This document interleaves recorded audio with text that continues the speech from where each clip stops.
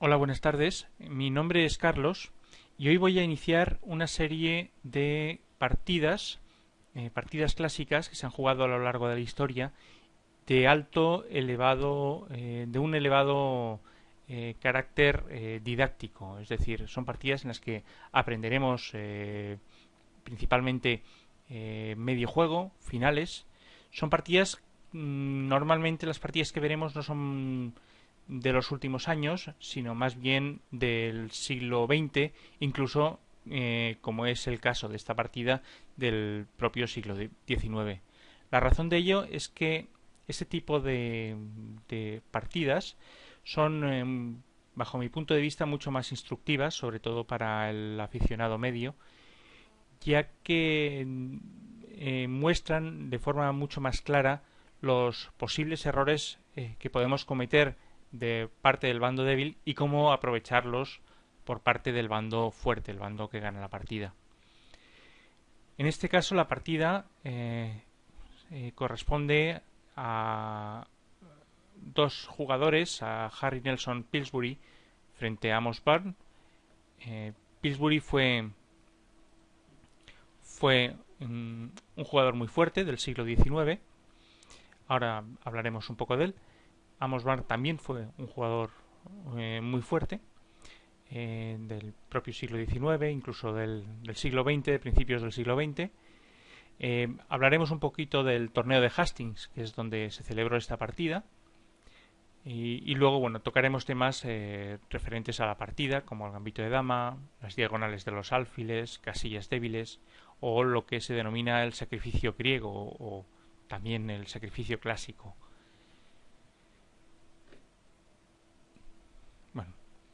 Bueno, Pillsbury fue un jugador de ajedrez americano, en Estados Unidos.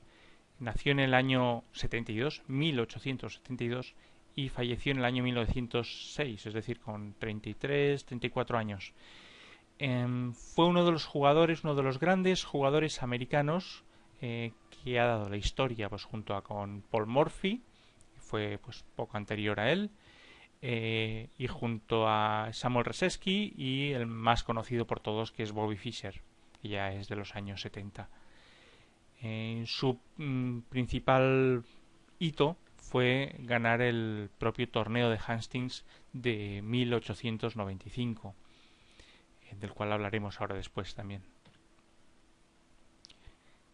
Amos Byrne es un jugador menos conocido, pero también era un jugador muy fuerte, era un jugador inglés y bueno, era en su momento pues algo mayor que Pillsbury, ya que nació en el año 48, 1848, y falleció en 1925. Es se les conoce por una variante de la defensa francesa, que aquí no vamos a ver, es un poco por lo que también ha pasado a la historia este jugador. Y bueno, este es el torneo de Hastings del año 1895, que está considerado por muchos como el torneo más fuerte de la historia del ajedrez. Tanto por el serial de gente, de jugadores que participaron, campeones del mundo y excampeones del mundo, como como Lasker, como Wilhelm Steinitz, otros subcampeones del mundo como Carl Schlechter, y jugadores muy fuertes como Blackburn, Tarras, Chigorin. Es decir, fue un super torneo el que se celebró. Pero también se ha denominado así porque jugaron muchas partidas y hubo un pequeño porcentaje de tablas. Es decir, las partidas fueron generalmente muy disputadas, muy peleadas. Y en un torneo que hay 22 jugadores con 21 partidas en juego, que eso supone prácticamente un mes viéndose las caras casi todos los días, pues tiene mucho mérito. Tiene mucho mérito y probablemente no se haya repetido en años posteriores este resultado. Bien, pues vamos con la partida. Como hemos dicho, con blancas Pillsbury, con negras Amos Byrne. Bien, pues vamos con la partida. En Pillsbury empezó la partida con D4, fue su primera jugada. una jugada lógica.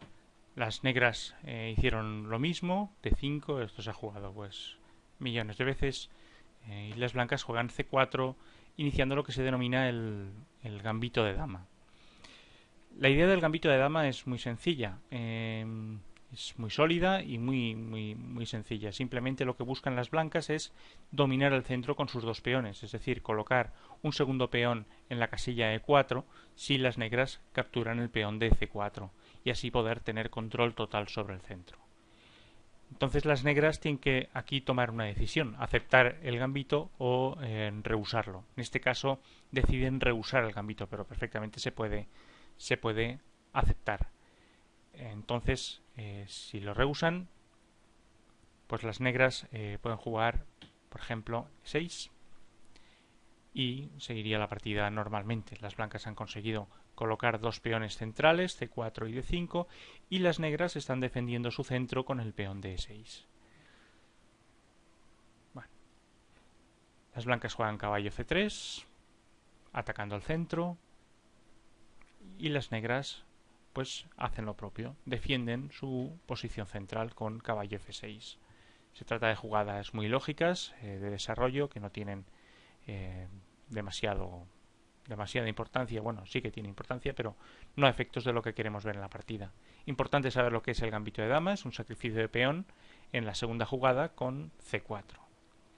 Las blancas hacen alfil G5.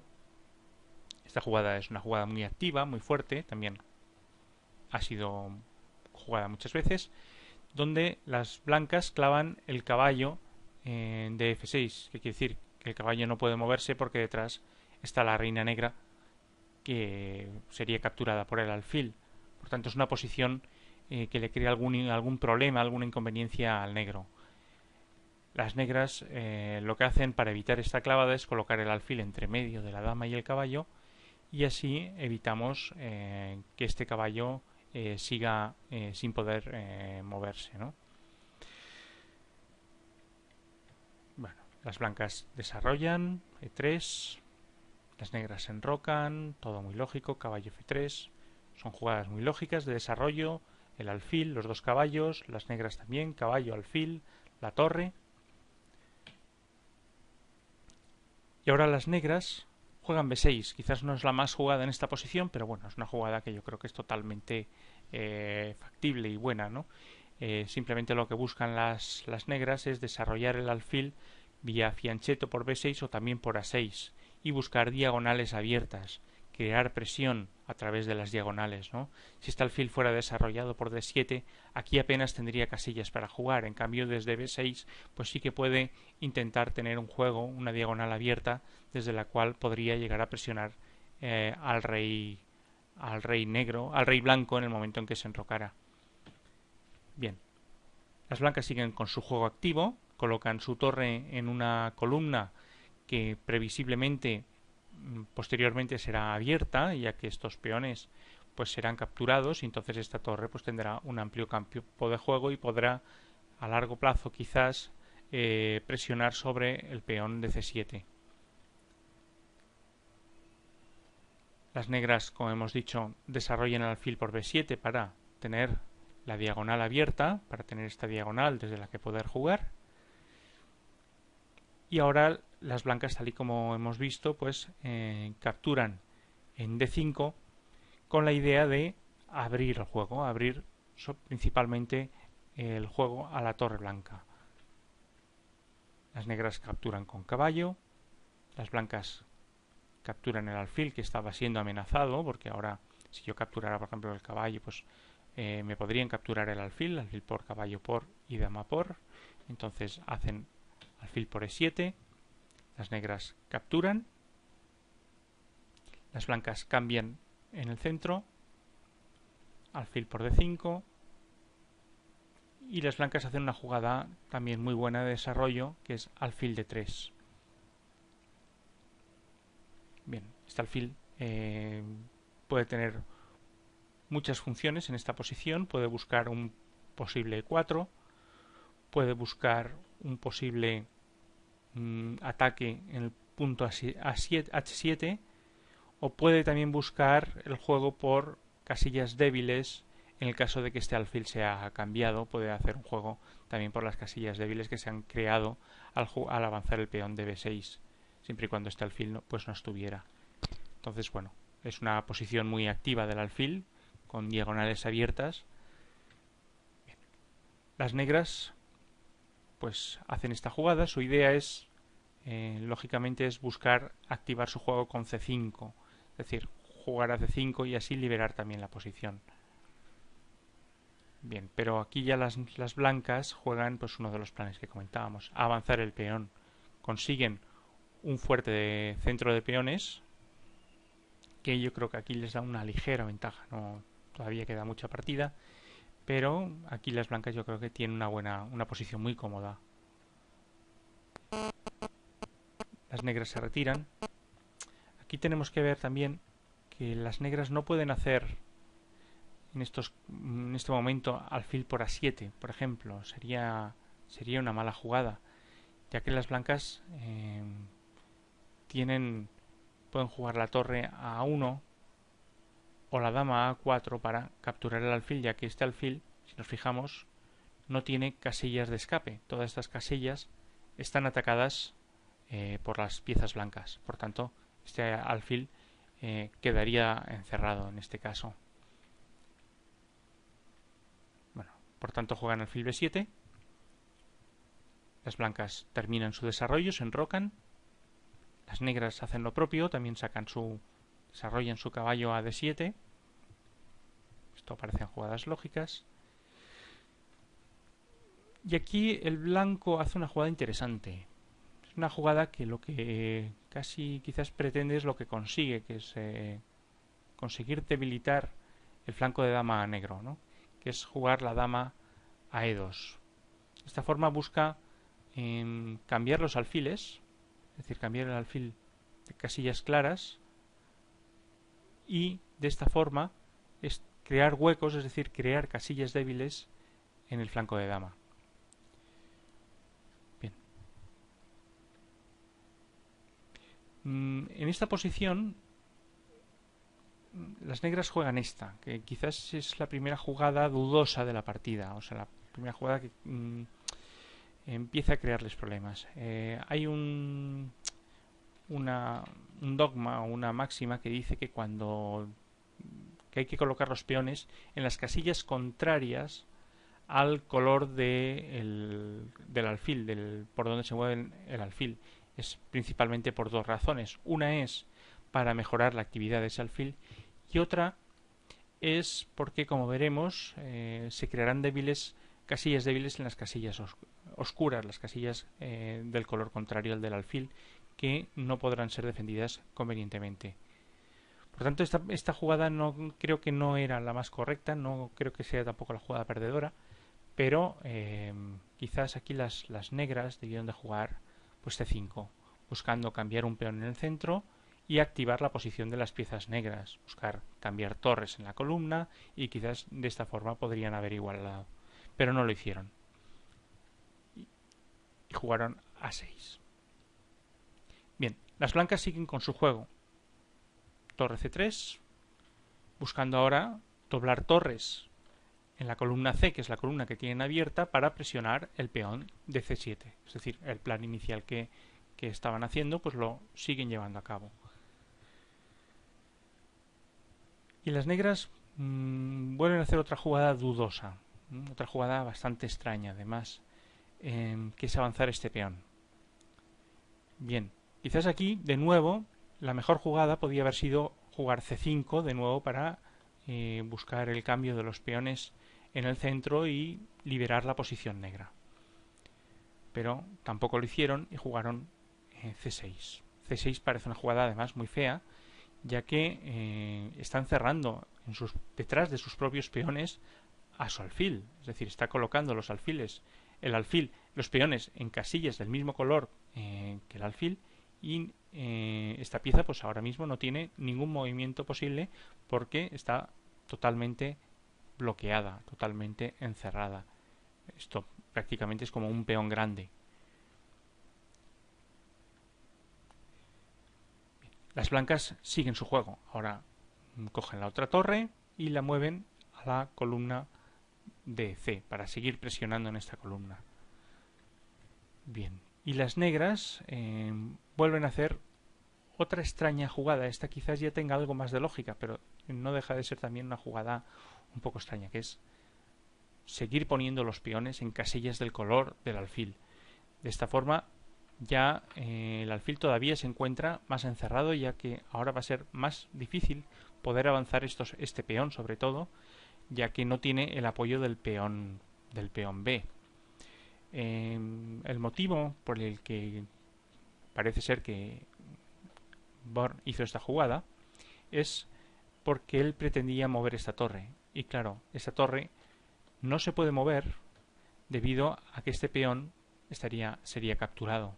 ¿Vale? Entonces, Born probablemente, o casi seguro, quería doblar torres en la columna C para buscar la jugada que debía haber hecho antes, la jugada que le liberaba, que era C5. Como no lo hizo antes, pues tendrá ahora que intentarlo de otra forma. Juega B5 y ya vemos, de momento ya vemos la diferencia estructural de las blancas y las negras. Las blancas tienen una posición, no digo ganada, pero muy cómoda. Tienen las torres en una columna abierta, el alfil, como hemos dicho, en una buena casilla, el caballo también, que puede siempre hacer algunos movimientos de ataque y de cambiar de sitio fácilmente, tiene buen juego.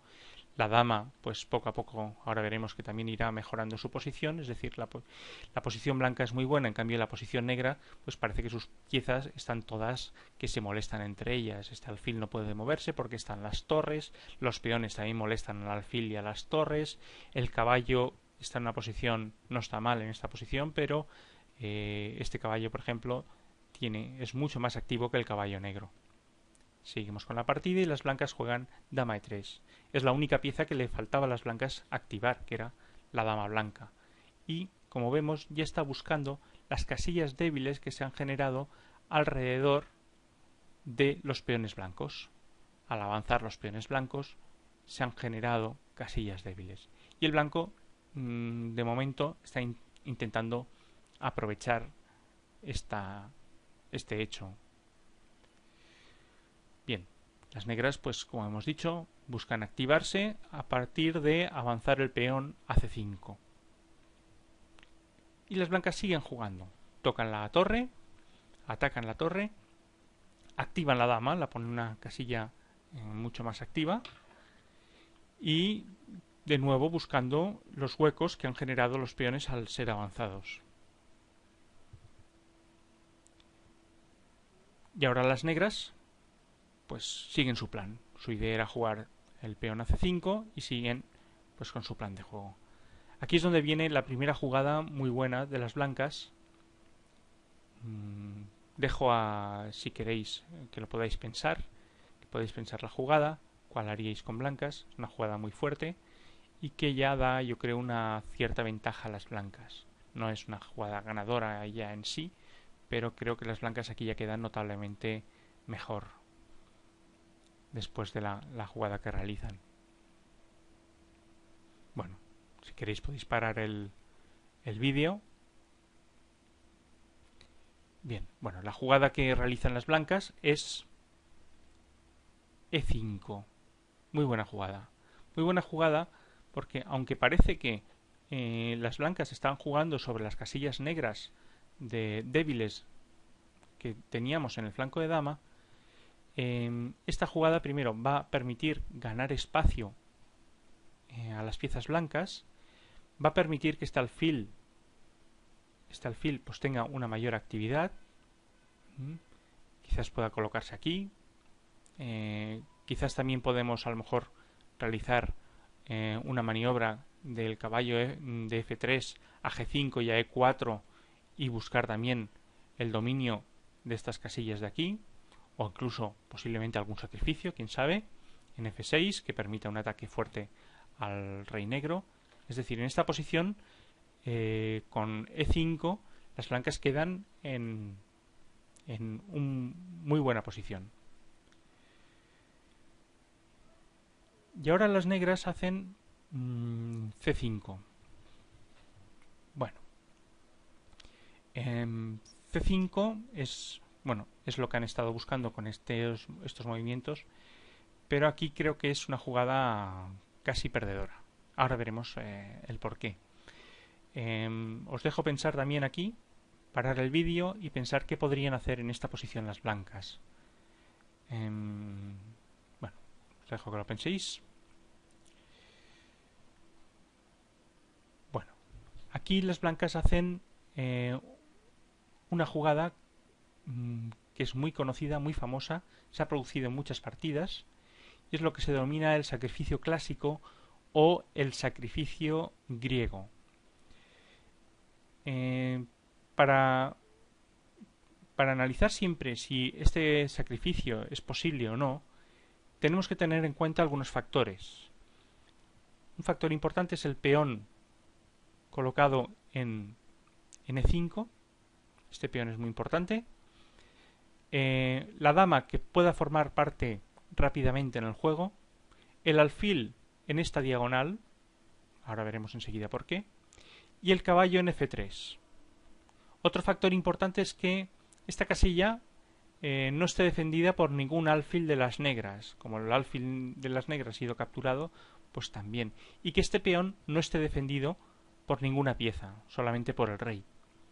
Cuando se produce esta posición, nos debemos de sentar y empezar a analizar variantes. Y comprobar de esa forma si el sacrificio es correcto o no. No tiene por qué ser siempre correcto. Puede haber algún hecho, algún factor que haga que el sacrificio no sea bueno. En este caso sí lo es. Y la jugada que realizan las blancas es alfil por H7. Es una jugada brillante. Actualmente es muy conocida, pero en los años que se jugó esta partida, en el siglo XIX, pues apenas se conocía. Las blancas sacrifican una pieza a cambio de un ataque fortísimo, imparable. Entonces, las negras capturan y las blancas entran con jaque con el caballo. Por eso hemos dicho que es importante que esta casilla esté libre, que no haya un alfil que nos pueda capturar el caballo, porque es parte esencial del ataque. No vamos aquí a analizar las variantes porque nos alargaríamos mucho la partida. Eso os lo dejo para vosotros, cada uno en su casa, pues que dedique un tiempo pues a analizar cada una de las variantes que se pueden producir. Pero en el caso de que esto nos suceda en una partida, una posición similar a la de que se produce aquí, es necesario analizar cómo continuaríamos con cada una de las variantes. Es decir, en este caso, en esta partida, las negras fueron a rey G8. Pero tendríamos que analizar también qué haríamos si jugamos el rey a G6. O qué haríamos si jugamos con el rey a H7.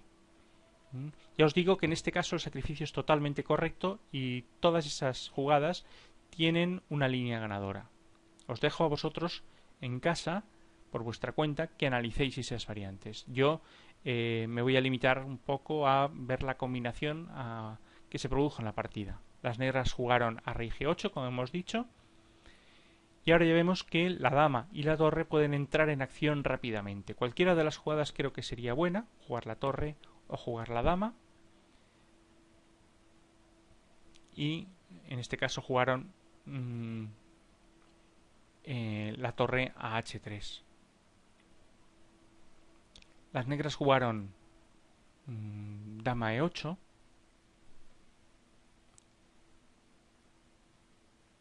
Bueno, la idea de esta jugada es que ahora las negras, las blancas, están amenazando mate en pocas jugadas, porque lo que ahora están buscando las blancas es jugar la torre a H8, rey por H8, dama H4 jaque, rey G8, dama H7, rey F8 y dama H8. Imaginemos, por ejemplo, que las negras hacen una jugada así, pues juegan el peón a A5, entonces yo jugaría torre H8, rey por H8, dama H4 jaque, rey G8, dama H7 jaque, rey F8, dama H8 jaque mate. Por tanto, las negras tienen que defenderse y podría a lo mejor haber habido alguna otra defensa, pero bueno, todas fallaban, la que decidieron realizar es jugar la dama h8 para así buscar una casilla de escape al rey negro del ataque, ¿no? Pero bueno, las blancas todo esto ya lo debían de tener pensado, calculado, y jugaron dama a h4, amenazando de nuevo el mate en h8. Bien. La única opción que tenían las negras era jugar a f8. Aquí también me gustaría que pensarais cuál haríais con blancas. ¿Qué jugada creéis que tienen que hacer las blancas? ¿Cómo intentaríais rematar la partida? Os dejo... sería bueno también que pararais el vídeo y pensarais un ratito a ver qué jugaríais con blancas. Bueno, la respuesta, lo que se realizó en la partida fue caballo h7, jaque, muy buena jugada. Esta dama impide que el rey pueda escapar. Ese era el motivo de la jugada de jugar la dama a h4. Entonces vuelve el rey a g8 y ahora veremos cómo se remata. Si las blancas hubieran jugado imprudentemente y hubieran hecho, por ejemplo, dama h8 jaque, las negras hubieran jugado el rey a e7, las blancas hubieran capturado con dama por g7 y el rey negro pues seguramente pues hubiera podido, bueno, aquí no, pero hubiera podido escapar al menos momentáneamente del jaque mate, ¿no? Igual están bastante apretadas, pero quizás aquí pues las negras se les hubiera dado un respiro, quizás todavía estuvieran perdidas, pero se les da cierto respiro. Hay que intentar que estos respiros, si puede ser, evitarlos, ¿no? Y rematar correctamente la partida lo más pronto posible. Por tanto, la jugada buena, la fuerte, es caballo h7. Ahora veremos por qué. Las negras no tienen otra que volver a g8. Y ahora también os dejo que penséis la jugada siguiente blanca. Jugada muy fuerte. Una jugada fantástica, muy fuerte. Y que sí que ya prácticamente da la victoria a las blancas. Bueno, la jugada es caballo f6, jaque, atacando el rey, la dama, el caballo y también buscando entrar con la dama y con la torre en h8. Tiene dos objetivos. Si aquí las negras capturaran, pues entonces las blancas jugarían dama h8 con jaque mate. Entonces prácticamente la única jugada que pueden hacer es rey f8, ya ganando la dama. De entrada aquí ya las blancas ya prácticamente han ganado. Juegan caballo por h8, caballo por e8. El negro capturó. Las blancas hacen otra jugada muy buena, dama g5, que busca bajar con la torre mientras se cubren las casillas con la dama, ¿no? Buscar y también capturar el peón de g7. Bien, las negras intentan buscar algo, buscar petróleo con c por d4, pero ya aquí las negras jugaron torre h8 y en esta posición las negras abandonaron. Abandonaron porque, bueno, la partida está prácticamente sentenciada. Hay que llevar cuidado de que no puedo hacer ninguna tontería, que me pueden capturar la torre y a lo mejor me pueden hacer mate las negras, pero bueno, la partida prácticamente está perdida. Veamos cómo. Si aquí las negras cuando juegan torre h8, la única opción de las negras juegan caballo f8, las blancas capturarían torre por c7, torre por c7, torre por f8, rey por f8 y dama de 8 jaque mate. Bien, es por esto que Born abandonó antes de que las blancas pudieran culminar la brillante combinación que iniciaron con el sacrificio griego en la jugada pues eso, unas jugadas antes, la jugada 20, pues eso, y en la jugada pues 31 finalizaron la partida. Una brillante partida de Pillsbury que ha dado lugar a un sacrificio muy famoso en la actualidad, que es el sacrificio griego. Esto se puede producir con este sacrificio se produce con cierta frecuencia, pues en posiciones, bueno, también del gambito de dama o de la defensa francesa también, cuando las blancas avanzan el peón a E5, es posible que tengan un alfil en D3, el caballo en F3, puede dar opción a que haya posibilidades de sacrificio. De todas formas, como digo, cada posición habría que analizarse individualmente y ver que realmente nos lleva a buen puerto, ya que de lo contrario nos quedaríamos con una pieza de menos. Bueno, vamos a repasar un poco qué es lo que hemos visto en esta partida. Bien, pues vamos a ver por puntos qué es lo que hemos visto en esta partida. Por un lado, hemos estado viendo la apertura que se ha jugado, que es el gambito de dama. Bueno, gambito significa, en términos ajedrecísticos, es un sacrificio en la fase de apertura. Normalmente será un sacrificio de peón, como es el caso del gambito de dama, o también podría ser, en algunos otros casos, un sacrificio de una pieza mayor, de un caballo, por ejemplo. Su objetivo es, como hemos dicho, el desviar un peón contrario del centro para conseguir un fuerte centro de peones blanco.